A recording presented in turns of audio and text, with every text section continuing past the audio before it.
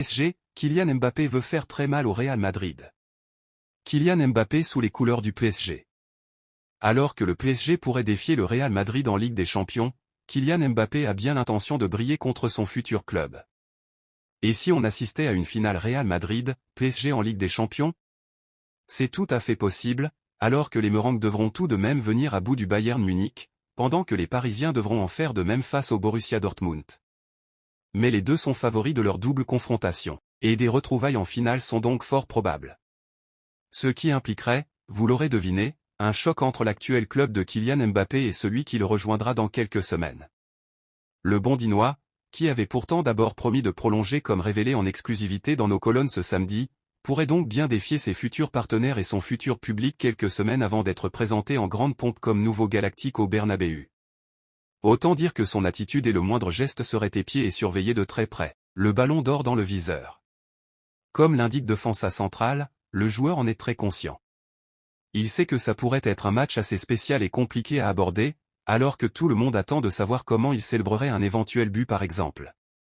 Mais dans sa tête, c'est très clair, l'objectif sera de faire le plus de mal possible au Real Madrid et de n'avoir aucune pitié avec son futur club. Il donnera tout pour quitter le PSG par la grande porte et la tête haute, et pour cela, il devra briller contre les Merengues. Surtout, Mbappé pense aussi au Ballon d'Or. Il sait que c'est dans ce genre de match qu'il doit performer pour enfin obtenir le Graal des distinctions individuelles. Encore plus quand certains de ses futurs coéquipiers, comme Vinicius Junior ou Jude Bellingham, sont aussi de sérieux candidats pour être sacrés. Entre Mendy et Davies, le Real Madrid va trancher le transfert d'Alphonso Davies est dans les tuyaux depuis plusieurs mois au Real Madrid, mais un doute s'installe ces derniers jours. Le Real Madrid a fait preuve d'une solidité défensive remarquable face à Manchester City à l'Etihad et même si tout le monde a été excellent dans le secteur défensif, Ferland Mendy est l'un de ceux qui représentent très bien cet aspect du jeu. Durant la double confrontation, il a été insubmersible malgré la puissance offensive des Anglais. Lors du match aller, il a muselé Foden toute la partie et l'Anglais a dû s'éloigner de lui pour inscrire son fantastique but. Au retour, la configuration de Manchester City était différente mais le côté gauche madrilène était toujours fermé en grande partie grâce à la solidité du Français. Circuler, il n'y a rien à voir.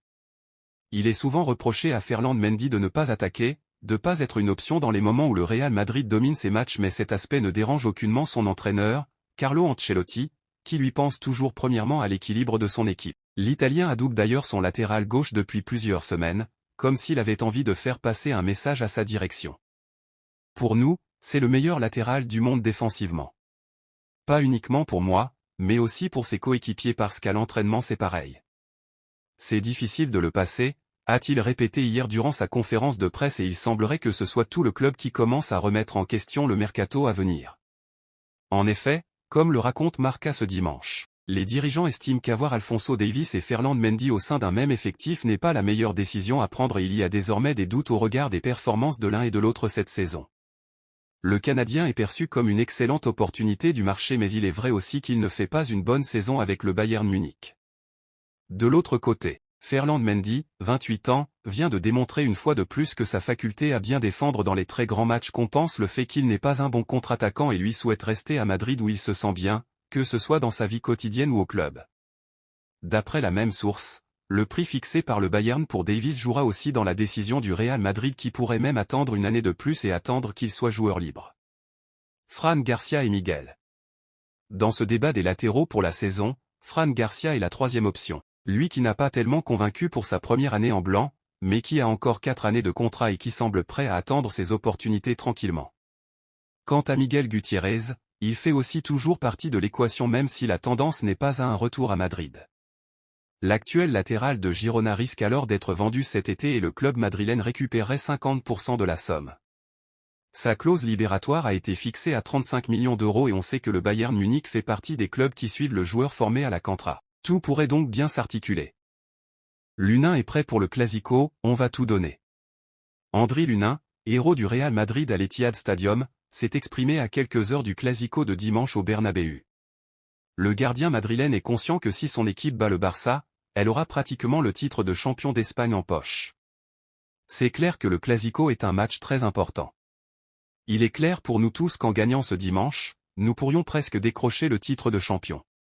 Nous nous sommes préparés de la meilleure façon possible pour prendre 3 points qui sont très importants, a déclaré l'Ukrainien auprès de TVE. Malgré l'énorme usure de mercredi dernier contre Manchester City, après un duel intense qui a nécessité des prolongations et des tirs au but, le gardien a assuré que dans un match entre le Real Madrid et Barcelone, on oublie tout ce qui s'est passé avant et tout le monde se concentre. L'Unain affirme que le Real Madrid se donnera à fond, malgré l'accumulation des matchs dans cette phase décisive de la saison.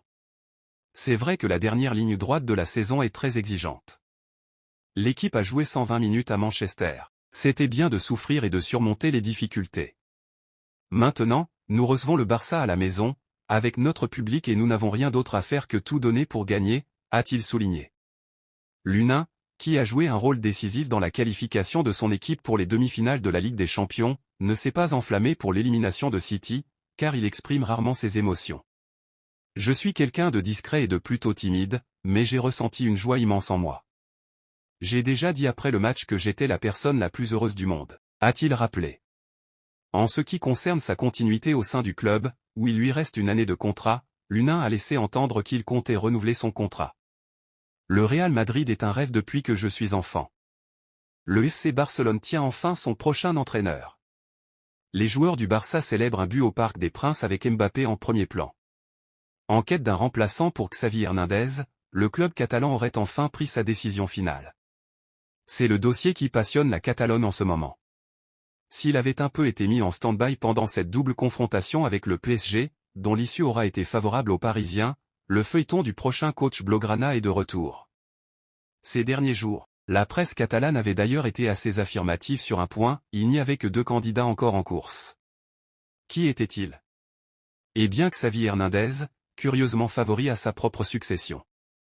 Et pour cause, la direction du FC Barcelone insistait depuis des semaines pour faire changer d'avis l'ancien milieu de terrain, qui avait pourtant confirmé son départ publiquement. L'absence d'autres candidats intéressants et le bon travail de Xavi avec les jeunes de la Masia étaient les principaux arguments pour tenter de le convaincre de rester. Le côté financier était aussi important, puisque les Catalans n'ont pas les moyens d'offrir un salaire démesuré à leur futur entraîneur. Le FC Barcelone en plein casse-tête avec Mikayil Faye. Le choix est fait. Il y avait donc un plan B, au cas où Rafa Marquez, le coach du FC Barcelone B. Et comme l'indiquent divers médias espagnols ce week-end, dont Relevo, l'ancien joueur mexicain a d'énormes chances de s'asseoir sur le banc du Camp Nou la saison prochaine. Tout indique que Xavi ne va pas continuer l'aventure, et son plan reste de quitter ses fonctions en fin de saison. Deuxième de son groupe en Détroit avec le Barça B, derrière le Grand Deportivo de la Corogne, le Mexicain est le choix de la continuité. D'un point de vue sportif, il connaît parfaitement la maison et la Masia, comme financier, il est considéré comme la meilleure option. Sa nomination pourrait même être annoncée dans les prochains jours, selon la presse catalane. La grosse punition du FC Barcelone à Ronald Araujo. Ronald Araujo lors de son expulsion face au PSG. Le FC Barcelone a pris une grosse décision avec son défenseur central uruguayen.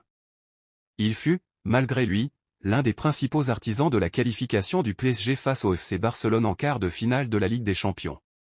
Pourtant excellent lors du match aller en terre parisienne, puis encore solide sur la première demi-heure de jeu au retour, Ronald Araujo a écopé d'un rouge a priori évitable, faisant chuter Bradley Barcola en situation de dernier défenseur. Le tout, alors que Ter Stegen pouvait éventuellement sortir dans les pieds du Parisien, et qu'un but n'aurait pas forcément mis les Catalans dans une situation si difficile. Un carton rouge évitable qui a mis le PSG dans un contexte très favorable, et qui semble d'ailleurs avoir créé une petite fracture dans le vestiaire barcelonais, puisqu'Ike Guindoan a un peu repris de voler son partenaire publiquement après le match. Ce qui n'a pas plu au principal concerné, ni à d'autres membres du vestiaire. Quoi qu'il en soit, l'image de l'Uruguayen a été un peu entachée auprès de l'opinion publique et de certains fans, déçus et qui pointent du doigt le défenseur central comme principal responsable de l'élimination. Real Madrid, FC Barcelone, les compositions officielles. Araujo déclassé. Et le FC Barcelone pourrait aussi le punir d'une façon assez drastique. Comment? En le vendant, tout simplement. Sport indique que le club a placé le joueur sur le marché, et que toute offre sera écoutée. Un temps intransférable est considéré comme un des futurs tauliers du club aux côtés de Pedri et Gavi. Ronald Araujo a créé quelques doutes en interne suite à ce match contre Paris et il ne fait plus l'unanimité. L'explosion de Pau Cubarsí et la belle cote du joueur sur le marché, alors que la situation financière du club est très difficile, font que la direction pense à récupérer un gros chèque avec des conséquences. L'Espagne s'enflamme pour le Clasico. Ce soir a lieu le très attendu Clasico entre le Real Madrid et le FC Barcelone. Pour le journal AS, c'est la première balle de match, ce soir. Avec 8 points d'avance, les Madrilènes peuvent mettre un terme à la course au titre ce soir.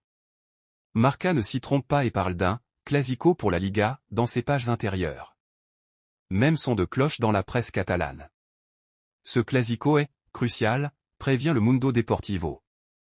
De son côté, Sport rappelle que c'est potentiellement le dernier de Xavi.